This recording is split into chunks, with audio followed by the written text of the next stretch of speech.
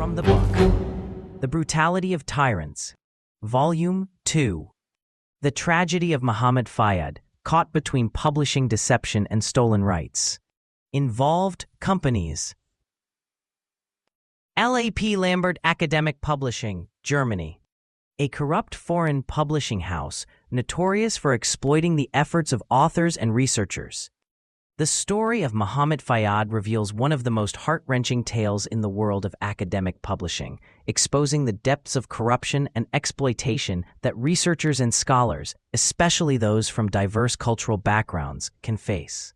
Fayad, a prominent figure in his academic field, fell victim to blatant fraud by the German publishing house LAP LAMBERT Academic Publishing, which failed to honor any of its commitments to him, exploiting his scholarly work without offering any recognition or financial compensation. The beginning, a dream of academic impact. The tragedy began when Mohamed Fayad decided to compile his significant scholarly articles into a single book, aiming to share his ideas and contributions with a broader audience of researchers and enthusiasts.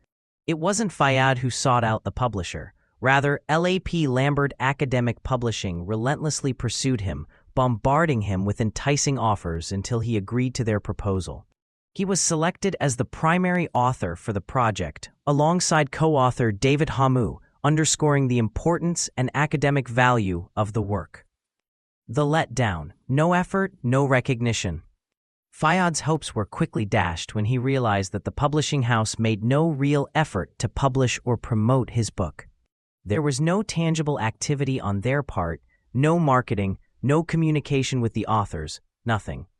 Worse still, Fayad was left to handle the book's preparation, cover design, and submission himself, even footing the bill from his personal bank account. In return, he received neither financial compensation nor even a simple acknowledgement of his efforts.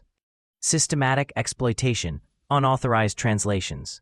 The exploitation reached its peak when Dr. Fayad discovered that his book had been translated into nearly every major European language and distributed through other publishing companies, all without his knowledge or consent. His work was being sold on global platforms like Amazon and more books in French, Spanish, Portuguese, Italian, and German editions. Yet he had no role in these translations and received no financial or formal recognition for his work. This paints a grim picture of certain publishing houses that prey on researchers, particularly those from non-Western backgrounds, stripping them of their most basic intellectual and financial rights. Marginalization and bias, a double blow.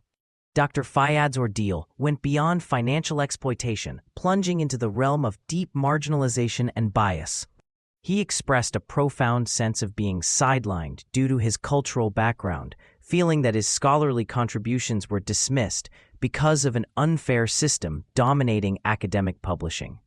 This systemic bias doesn't just affect individuals. It reflects a broader crisis impacting many Arab and non-Western academics, whose contributions are ignored or misattributed without justification. Corruption in publishing, a barrier to progress. Dr. Fayad's experience is not an isolated case, but part of a larger pattern of corruption in some academic publishing houses. Instead of serving as platforms to support creativity, innovation, and the spread of knowledge, these entities sometimes become tools for exploitation and fraud, posing a real obstacle to scientific progress and the service of humanity.